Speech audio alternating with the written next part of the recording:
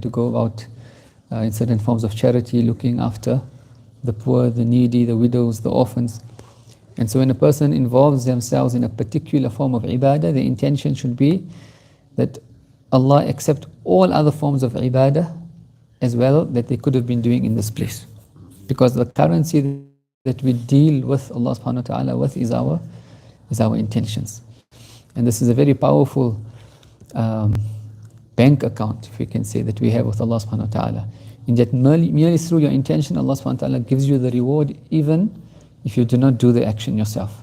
The Prophet sallallahu alaihi wasallam said in a narration that niyatul mu'min khayrun min amali, that the intention of a believer is better than his action.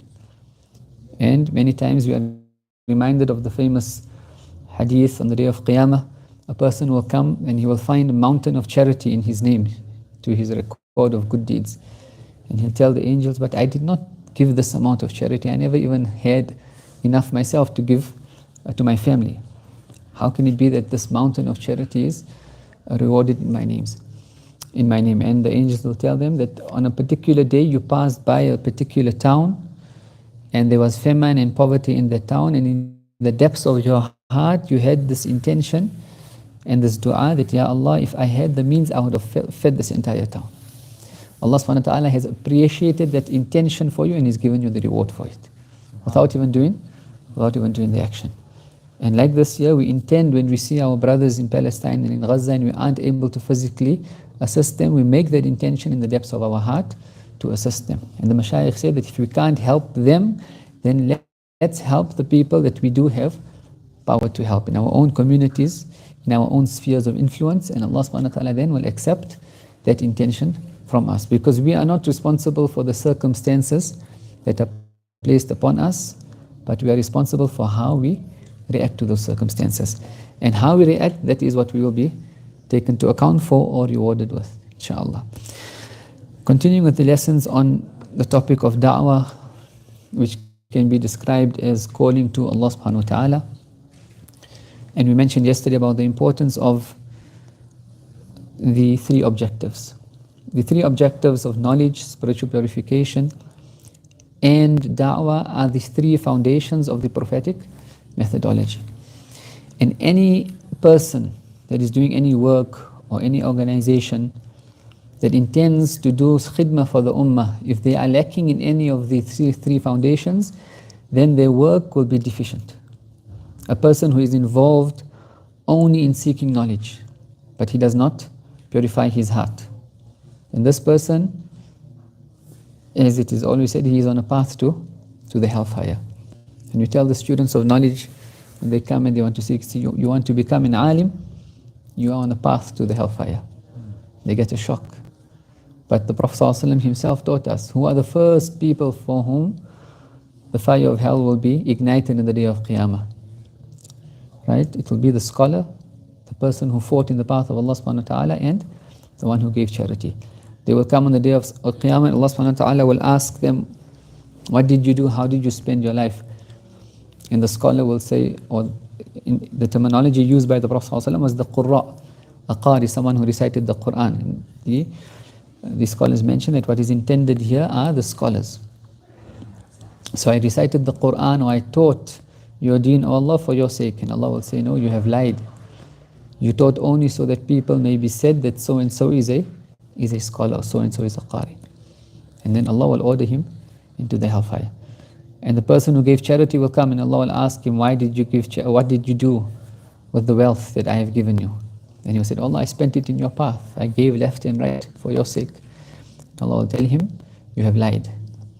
And the hadith says, when Allah tells him you have lied, then the angels in the entire heaven start calling him a liar. He says, you did it only so that it may be said of you that you are someone who is generous, and he'll be ordered into the hellfire. And likewise, a person who comes and fights in the path of Allah subhanahu wa ta'ala, jihad, which is one of the greatest forms of self-sacrifice for the sake of Allah. Allah will ask him, what did you do? And he says, I gave my life for you, O Allah, in your path. And Allah will tell him, you have lied.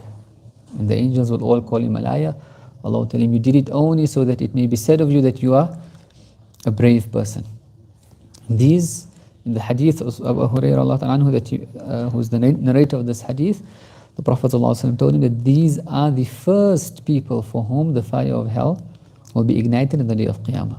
Before even the disbelievers and before even the kuffar. Why? Is because this heart was not purified.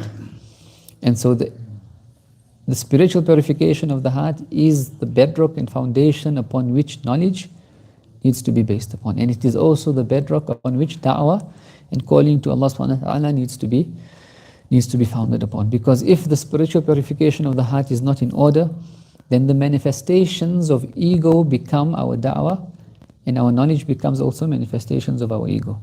So we might be teaching, and we might be thinking we are calling to Allah subhanahu wa ta'ala, but we are only expressing our own spiritual diseases, because we are not aware of the purification of the heart.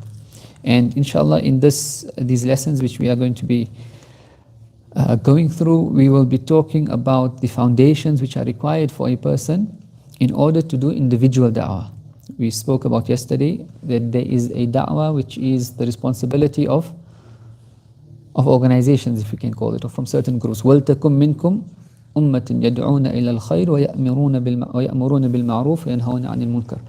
Let there rise from amongst you a group of people who will enjoin good and forbid evil. And so enjoining good and forbidding evil is the method through which society and the method through which people remain in the rahmah of Allah subhanahu wa ta'ala. If we understand that Allah subhanahu wa ta'ala has created us and we are all sinners, and the best of sinners are those who repent. And so one of the foundational principles in calling people to Allah subhanahu wa ta'ala is to know and understand that people do make mistakes and people do fall into sin. And no matter how much a person would like to, we ourselves as well as others will not be able to prevent ourselves from falling into sin. And this is also a very important thing to realize when we are raising our children. Sometimes we are expecting too much from our children. But we must realize that they will make mistakes. This is the sunnah of Allah subhanahu wa ta'ala. But how do we allow them to come back to Allah subhanahu wa ta'ala? In addition to calling to Allah subhanahu wa ta'ala, the foundation or the most important principle that a person needs to have in their heart is that those that we are calling to Allah subhanahu wa ta'ala are indeed better than us. We cannot call to Allah subhanahu wa ta'ala with an air of superiority over people. Right? And this is a balancing act. Because you might see someone involved in a sin and you've got to advise them, you've got to help them. Right? A person might not be on salah, they might not be on certain forms of obligations, right? And there are different levels. People who are not even on the deen, the one level is to bring them onto the basics of the deen. Those who are on the basics of the deen, we have to bring them to the next level, right? Of the sunnah. Those who are on the sunnah, we bring them onto the supererogatory acts. You can't, someone who is not even on the deen, we can't speak to him about nafil. And so there's a wisdom in understanding how people need to be taken gradually. But even the worst of sinners, we cannot think that we are better than them. The Prophet ﷺ said that no person will enter paradise and there is an iota of pride in his heart.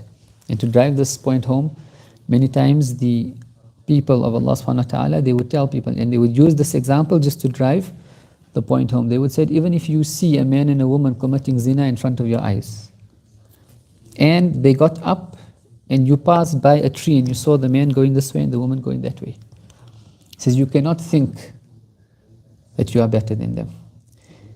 Because if you think you are better than them, what does it mean? You have pride in your heart.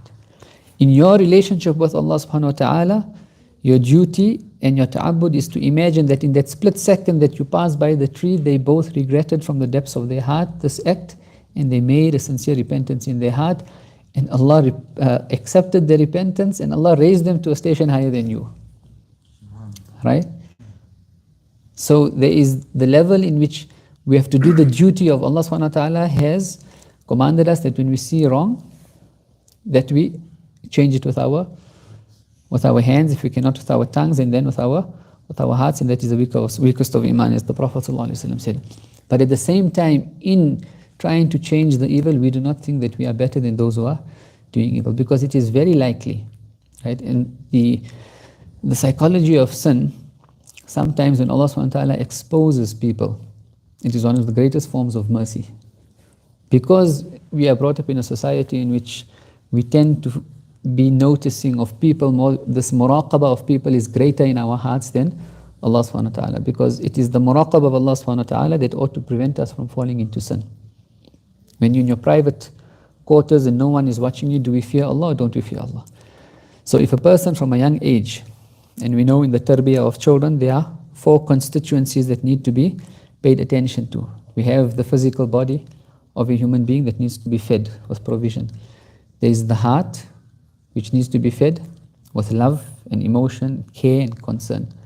Then there is the soul, which needs to be fed with the dhikr of Allah subhanahu wa ta'ala, the recitation of Quran, salutations on the Prophet sallallahu alaihi wasallam, right, in different forms of ibadah.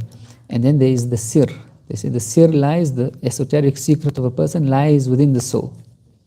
Right? And the soul lies within the heart, just as the heart lies within the body.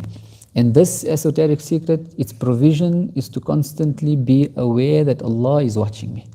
That is why the dhikr of ma'iyah, they would teach the young children from a small age the dhikr of dhikrul ma'iyah. Allahu ma'i, Allahu hadiri, Allahu shahidi, Allahu nadirun ilayya, Allahu qaribun minni. In the homes of the pious, when the children are about to sleep, they encourage them to read this constantly till they fall asleep. 3 times, 5 times, 7 times. So that the meanings now can be ingrained in the heart of this child. Allahu ma'i, Allah is with me. Allahu hadiri, Allah is present with me. Allahu nadirun ilay, Allah is looking upon me. Allahu qaribun minni, Allah is close to me. Right? In the Ihya Ulumuddin, Imam al-Ghazali, when he mentions this story as well, he mentions about Sirri as-Saqati, who used to teach this to his nephew. And he said he taught him to do this 7 times. When he did it for a few months, he said, add now 11 times. When he ended to 11 times, he said, add to it until he reached 21 times. After 6 months to a year, his nephew came to him and said, I found the sweetness of this dhikr on my tongue and in my heart.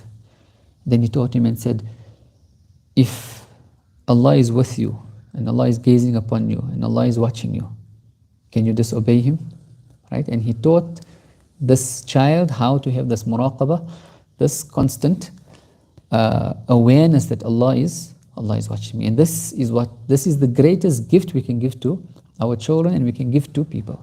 Because we cannot control people. We cannot prevent people from falling into sin.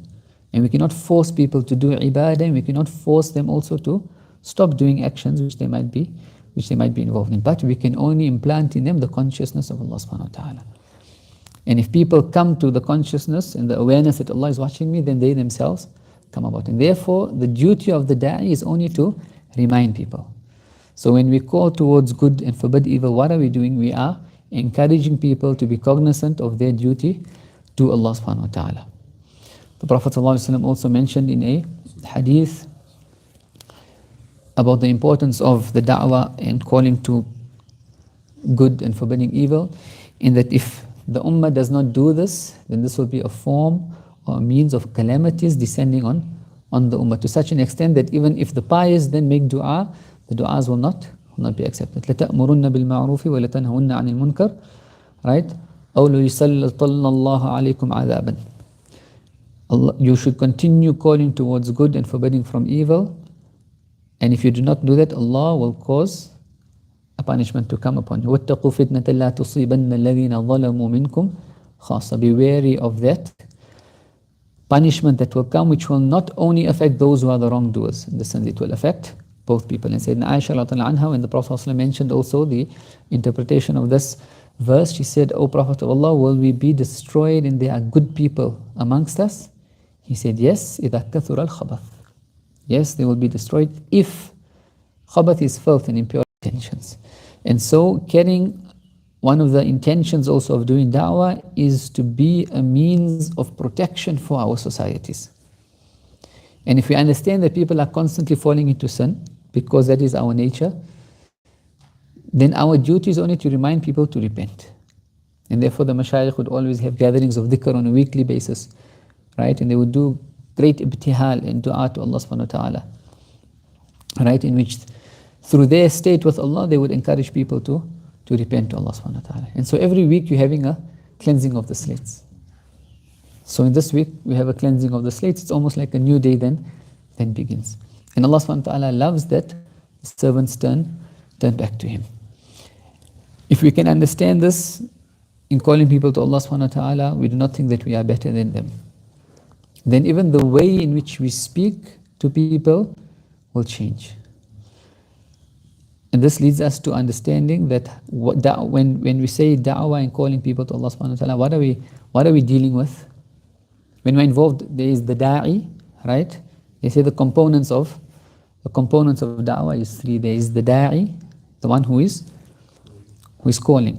And there's the mad'u, the one who is being called, and then there's the da'wah, the actual da'wah that we are doing.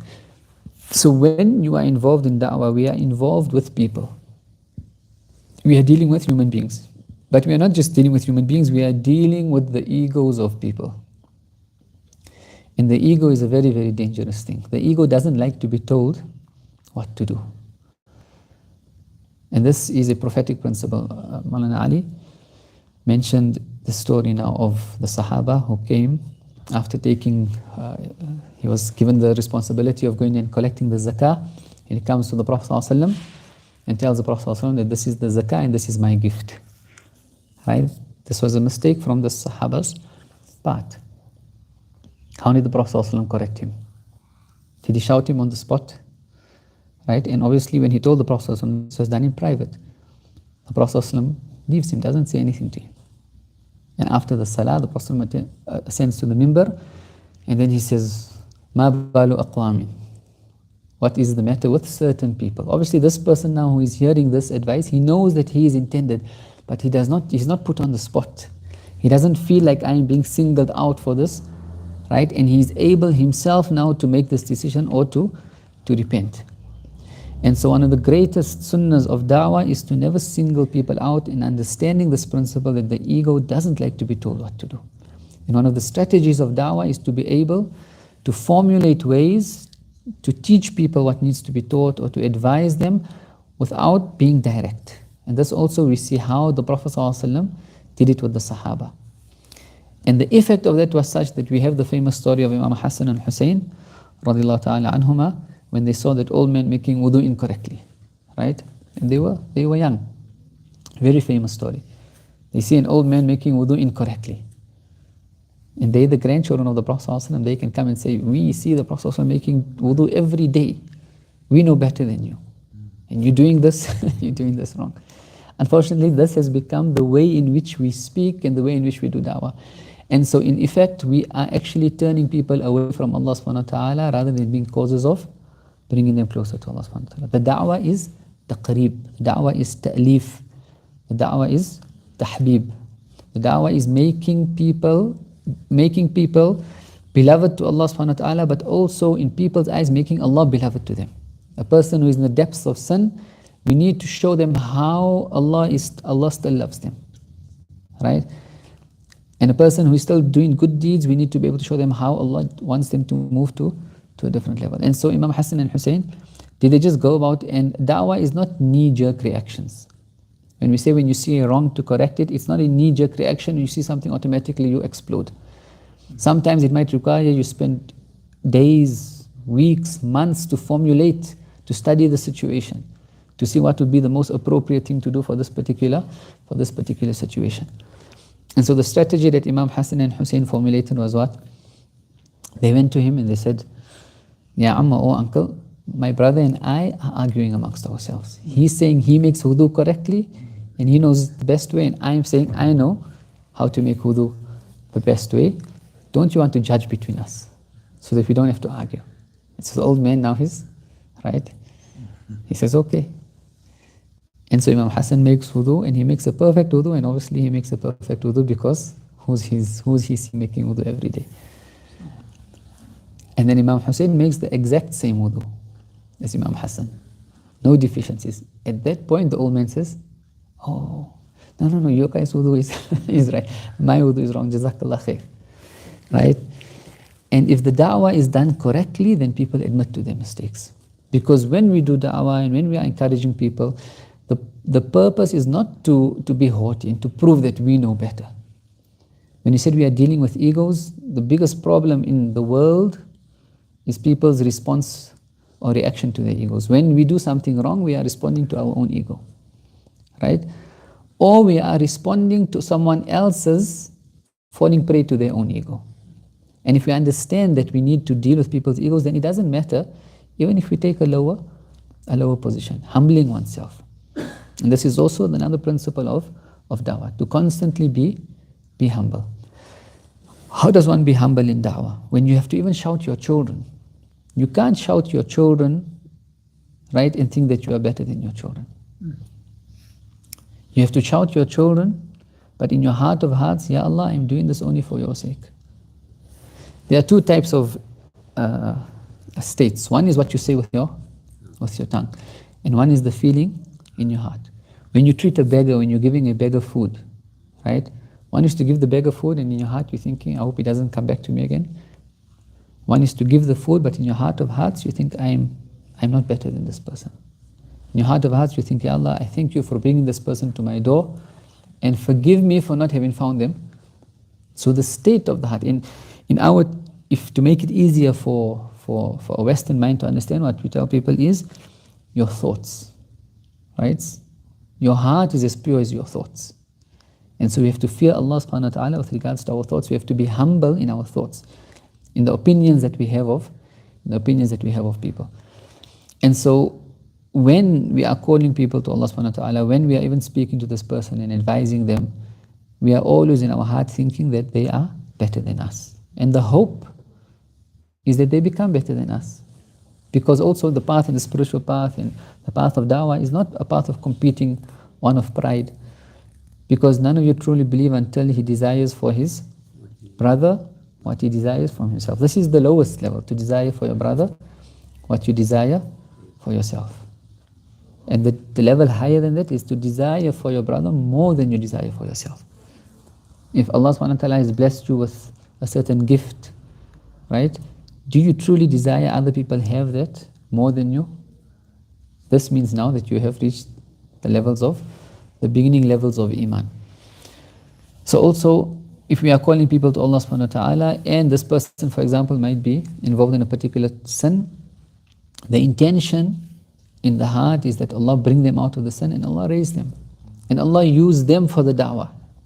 And we don't have a problem to then go and even sit at their feet. Many times our mashayikh would remind the students, and they would tell them that when you are involved in going and speaking to people, whether you are giving lectures or talks or lessons or anything else, he says, don't ever think that don't ever think that a disbeliever that walks past that you are better than him.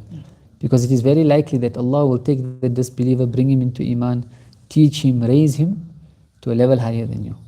And if you look at the da'wah, especially in the Western countries, in America, in the UK, in Australia, many places of the world, who are the names of the da'wah? Right? Some, obviously. Who are the names of the da'wah? Reverts. Right? And there have been Muslims living in these countries for up to 100, 200 years. And these same Muslims, their children, now they are going to these people and learning their deen. يا أيها الذين آمنوا من يرتد منكم عن دينه فسوف يأتي الله بقوم يحبهم ويحبون. Or you who believe, whoever turns away from this deen, turning away meaning you do not fulfill your responsibility of this da'wah, then Allah will replace you with the people whom He loves and He will love them. Allah doesn't need us. It is an honor for us to do the da'wah, right? So that we may then, we can actually be in this, in the rows of those whom Allah has honored. But Allah doesn't need us.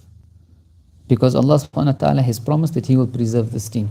And the Prophet ﷺ has prophesied that there will come a time in which there will be no house made of mud or clay or stone or hair, the hair of animals, right, tents, except that this deen will enter. بِعِزِّ عَزِيزٍ أَوْ بِذِلِّ ذَلِيلٍ. The Prophet ﷺ said this deen will reach as far as the night and day reaches. And many of the mashayikh are saying we are close approaching that time. And so it's an honor for a person to be involved in da'wah. But Allah doesn't need us. And the hope should be from the side of Allah subhanahu wa ta'ala that we want to be in these rows. Because they say in every generation, there are people who will be in the first rows of the Prophet ﷺ, enter paradise. The Prophet ﷺ said on the day of Qiyamah, his ummah will make up 80 rows of the people of Jannah. Obviously the rows will be very, very long. We're talking millions and millions of people. But for his ummah there will be 80 rows. right? And said in every generation there are those whom Allah subhanahu wa ta'ala will choose to be in the first rows. Because in every generation there are those who will inherit the true methodology, the prophetic methodology of how to learn and how to teach, how to purify their hearts, right, and how to call towards Allah subhanahu wa ta'ala. This is the prophetic methodology of the thalatha maqasid. And so if these foundational principles are put in place, a person then knows that we are in the maidan of khidmah. We are in the arena of serving. We are not in the arena of manifesting our egos or manifesting our names or wanting our organization to be the one with the highest donations, or that my YouTube channel's got the biggest views, or I must have the biggest followers. No. A da'i does not run after status. A da'i does not run after wealth. A da'i does not run after women. A da'i does not run after all things which distract from doing something sincerely for the sake of Allah subhanahu wa ta'ala. And Allah subhanahu wa ta'ala will test you. Because how do you know the worth of something or the worth of a person if this person is not tested? Right? The Prophet ﷺ himself, when he started his da'wah, they came to him and they offered him all the wealth of Makkah. And they told him, we'll marry you to the most beautiful of. And what did he say? When his uncle then called him, said, oh my uncle, if they put the sun in my right hand and the moon in my left. Right? And how many, on a day-to-day basis, how aren't we tested for our sincerity? We don't ask, a person should never ask to be tested. We ask Allah subhanahu wa ta'ala as-salama wal-afiyah. We ask Allah for safety and well-being, right? In our iman, in our health, in our wealth, in everything. We don't want to be tested. Because when a person wants to do something and also approach Allah subhanahu wa ta'ala, there is the sense, the ego is also involved.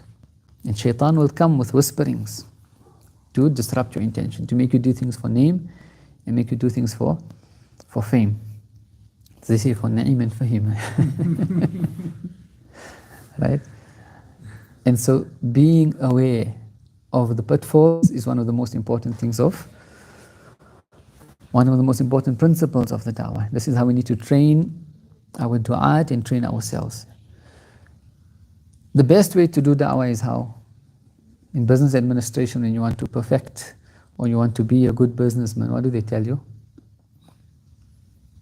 Not just in business, but even in sport, right? Have you seen any sportsman become a great sportsman without a coach? Means he reached the pinnacle of his potential without a coach. They are natural talents. But even the natural talent doesn't reach the heights without a coach. Even in business, in finance, in investment, they would advise the students, they tell them, if you want, at university, the university professors will teach them. See, this is all the theory, but if you want to understand what it is, go spend time with people who have mastered it. People who are really doing it. And this is the spiritual inheritance. The Prophet ﷺ, when he taught the Sahaba, he taught them all of these concepts. They might not have been delineated in this way as we are speaking about it. But it was one compact package which the Prophet ﷺ, through his spiritual state, he imparted it to the Sahaba. And they had that understanding. Right? The Sahaba had that understanding. Look at how when Sayyidina Abu Bakr and Sayyidina Umar when Sayyidina Abu Bakr tells Sayyidina Umar to start collating the Quran after the Battle of Yamama, and all the Qurra, most of those who are Huffaz of the Quran had passed away. So Sayyidina Abu Bakr tells him, Sayyidina Umar tells Sayyidina Abu Bakr that many of the Qurra have passed away. I see that it is apt that we collect the Quran. And Sayyidina Abu Bakr's first response is what? How can I do something which the Prophet ﷺ did not do? Right? And Allah is teaching us through this history. This is the nature of the da'wah as well, is that circumstances change which require new methodologies. And some people might not understand that methodology. Because what does Sayyidina Abu Bakr say? That Sayyidina Umar continued to impress upon me until حَتَّى شَرَحَ اللَّهُ صَدْرِي بِمَا شَرَحَ لَهُ صَدْرًا, until Allah opened my heart to accepting that as He. And so we call Sayyidina Zayd bin Thabit. And Sayyidina Zayd bin Thabit, he mentions the same thing. He says, when they told me to do this, he says, it would have been easier for me to move a mountain than to do what they were telling me to do. Until Allah opened my heart to understand and to accept what they were. Our many forms of da'wah, the Jamaatul Tabligh as well, when it started, Man Ashraf Ali Tanwi himself was against it. Right? This is well known. Until Mana Ilyas continued to speak to him about the importance of it, and then they gave it sanction. So then, the other principle of da'wah is to understand that different times and different places require different methodologies.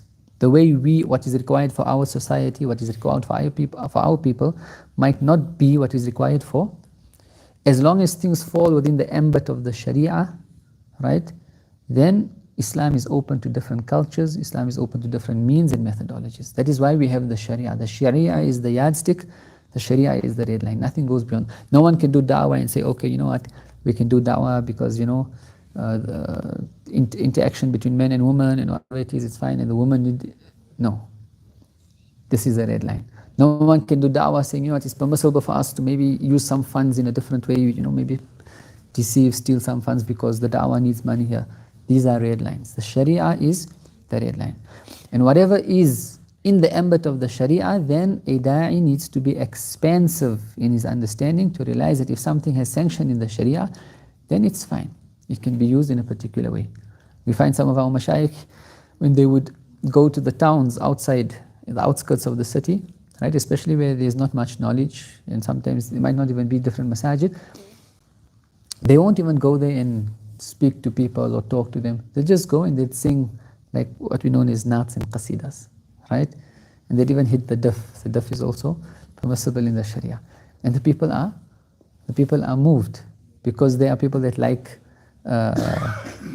they like songs, but the meanings of these songs, right, is actually contained within it, teaching them the deen, right? And when we look at some of these qasaid, one of the great Mashayikh, Abi Ahmed Zain al-Habashi, he taught the foundational principles of Aqidah, which is actually very, it's like on an advanced level. He put it in a form of dhikr, and they would just do the dhikr. And people come and the children memorize, right? And every week they're doing it and memorizing, not realizing that they are actually memorizing. They're actually memorizing the Aqidah that is required for a person to attain salvation in the hereafter. So the wisdom in which they would do their da'wah. So the reality of da'wah is first, who is the caller? Who is the one who is calling?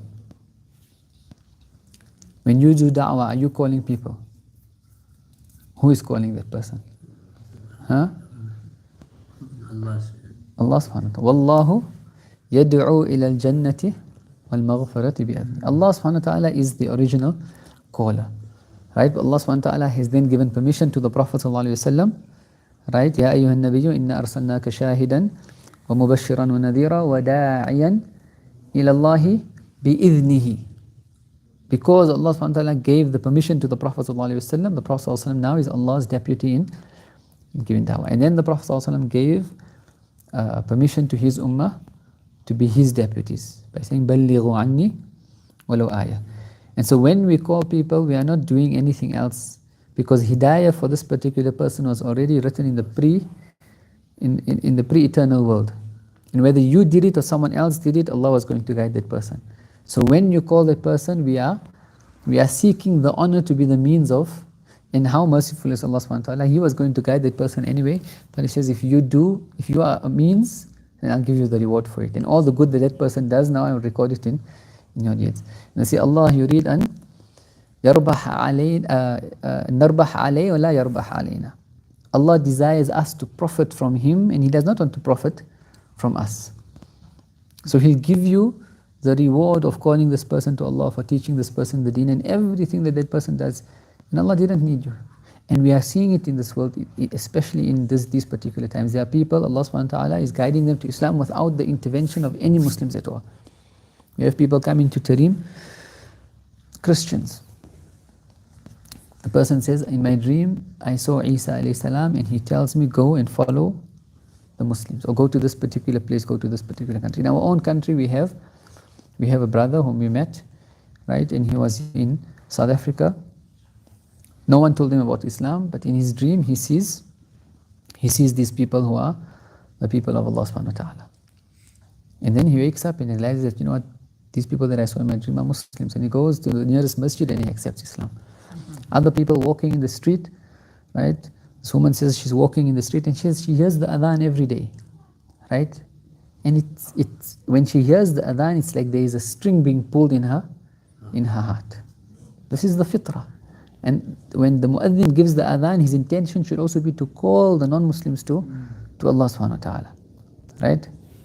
We are saying ashhadu an la ilaha illallah, ashhadu anna Muhammad Rasulullah, hayya ala salah. The Muslims are being called to, but also the non-Muslims. And that's why the non-Muslims will not have an excuse on the day of Qiyamah. Because wherever they were living, if they were Muslims amongst them, they were being called, right? This woman is walking in the street, she hears the adhan, she says, but that particular day she just breaks down in tears. She doesn't know for what reason, right? And she says, I couldn't even go to work. She was coming back from her lunch, it was perhaps Dhuhr time, she hears the adhan, she's passing by the masjid, she just couldn't go to work. And she goes and she's just crying in front of the imam. She ends up accepting Islam with just a few words. Can that person in the masjid claim that he did any effort on her or whatever? No. So Allah is guiding hearts, and we are in a time in which Allah, inshallah, is going to bring throngs of people into the deen. And we're already seeing it happen after the 7th of October. The next question is, what is our responsibility to these people? Right? And in the age of social media, each of us have a responsibility to play. If you have a WhatsApp account, then you have no excuse not to be using that account for the sake of da'wah. If you are using the technology, you have no excuse in front of Allah subhanahu wa ta'ala not to use that technology for the da'wah. We are all complaining about corruption in society. We are all complaining about, for example, corruption in government.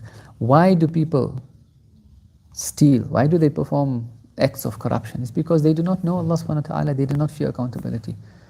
If you know people in your workplace, in your corporation, right? And what Allah is making the means, He's bringing the means to us. So when we spoke about da'wah, we said the da'wah should not be the in-your-face da'wah because the ego doesn't like to accept it, right? And a very subtle way of doing da'wah is using your status on WhatsApp. When you put a status on WhatsApp, it can be as full of arrogance as can be, but no one will ever tell you that. Why?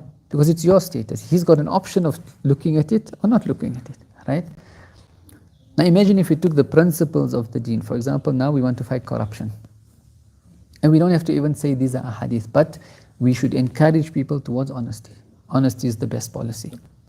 We mentioned also about how certain Western Christians that understood these concepts, right? Because people like to think in business terms.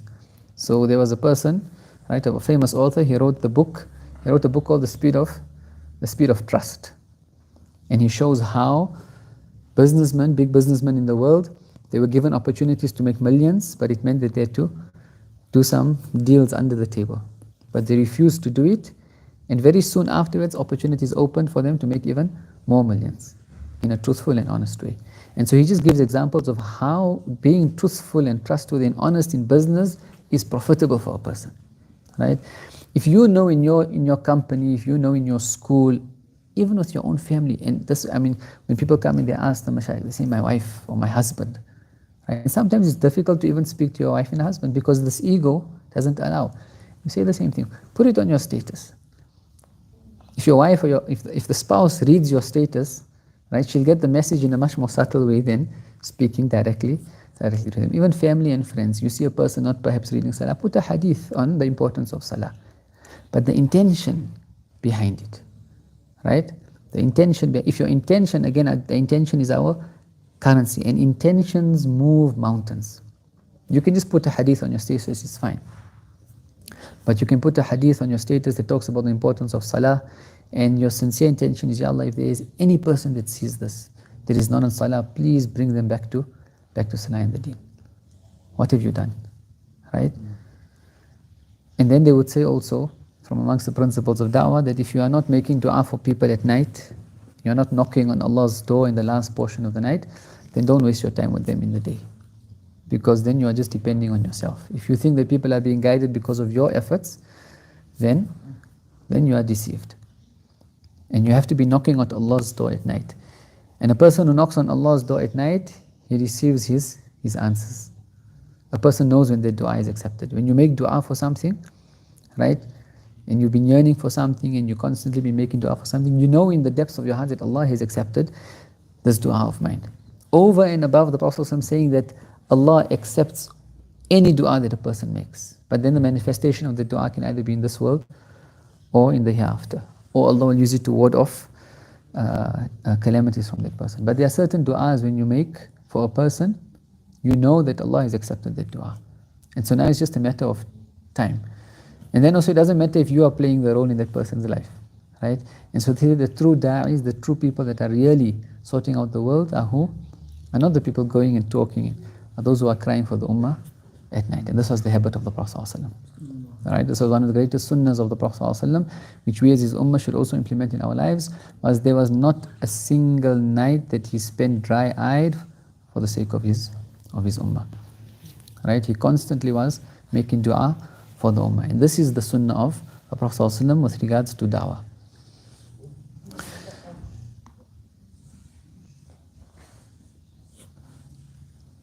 What is the duty of every human being in terms of the da'wah? How much da'wah should you do? What is the amount of da'wah a person should be doing? Right? The Prophet ﷺ said, لِيُبَلِّغَ الشَّاهِدْ الْغَائِبِ. Those that are present should convey the message to those who are absent. Anything that you've learned with regards to the deen, you have a responsibility to teach it to others. So when we said Allah subhanahu wa ta'ala is using these, or Allah is bringing throngs of people into the deen, what is the requirement? What is their need? And many times bringing people into Islam is very, very easy. But now the tarbiyah that's required, the time that is required, right, to spend with this person, to now take them from stage to stage, that is the most important thing. This person needs to learn how to read Quran. This person needs to learn how to make wudu, how to read salah. Right? They need to learn the entire deen. If you know how to read Quran, you have a responsibility to teach someone who doesn't know how to read Quran, how to read Quran. So there's no extra knowledge that you need to go acquire. You know how to make wudu, you know how to read salah. Basically, our maktab education that we have acquired is sufficient for you to work with new Muslims. And also the online spaces, as we always tell people, if you are using the technological devices and the social media platforms, then start using those platforms for da'wah. Because the sunnah of Allah subhanahu wa ta'ala, right, is the technology also. Allah is the one that inspired human beings to create those.